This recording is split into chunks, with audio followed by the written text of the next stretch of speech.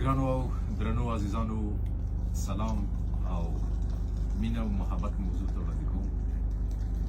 خدای دې وکړي روغ جوړ خوشحاله بریالي اوسئ. د ژمي شپې خو رالنډې شولې، د هېواد ویاړ او د افغانستان د هنر د اسمان ځلانده ستوری جناب قدرمن او محترم او زموږ یار او دوست چې هېڅ معرفي ته ضرورت هم نه دی چې زه نوم یاد کړم درته، ځکه د هېواد هر وګړی له دوی سره اشنا دی او د دوی غږ یې اورېدلی، د دوی د کلام نه مستفید شوي دي. زه نړۍ مننه ورڅخه کوم چې کله کابل ته تشریف راوړي نو د غریبانو دیرې ته حتمن راځي او زموږ یادونه کوي. دوی دې د خدای په یاد اوسېږي. مننه جناب قدرمن او محترم تراب صاحب.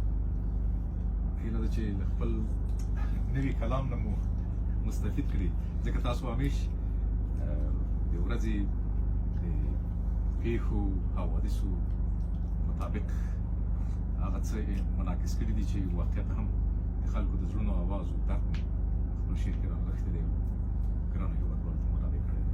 موږ درته غوږ یو صاحب او نور یارانو دوستان هم غوږ دي. طلال صاحب قدرمنو صاحب زوی مو داد مو راکړ، مننه صاحب. ژوندي واوسئ. موږ دومره حمزه بابا وایي دا زما نظر ښکلا درکې پیدا کړ، کله زه ته دا دومره ښکلی شعر کوي، دا خو ستاسو دا نظر ښکلا ده. زر قدر له زرګر سره یوسي. قدرمنو اوسئ. رئیس صاحب مننه، داد مو راکړ، خوشحاله اوسئ. دا قوم سړی یم په تا وروسته افتخار تاسو به موږ درته غوږ یو صاحب.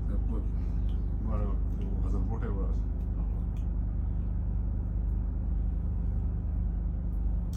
اجازه ده. انشاءالله هیله کوم صاحب.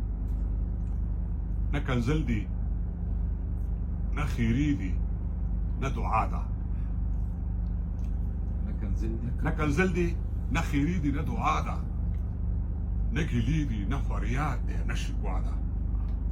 نه تنقید کوم چې ولې داسې وشو، نه تنقید کوم چې ولې داسې نه تنقید کوم چې ولې داسې وشول، ښه پوهېږم څو ځلې داسې وشول.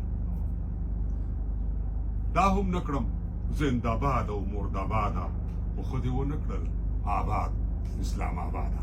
ښه دې ونه کړل آباد اسلام. دا هم نه کړم زنده‌باد او مرده‌باده، خو ښه دې ونه کړل آباد اسلام آباده.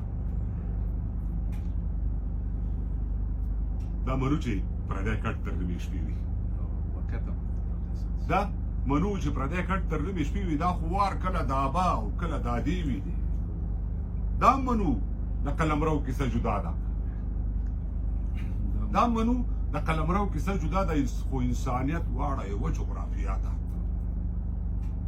دا کنزلې که د نن که د پرون وي، دا کنزلې که د نن که د پرون وي، ما ته وشولې په خردیو پښتون دی. دا چې نن د ځینو مخکې مسخره یم، وشپېتم که درته یاد شي زه هغه یم.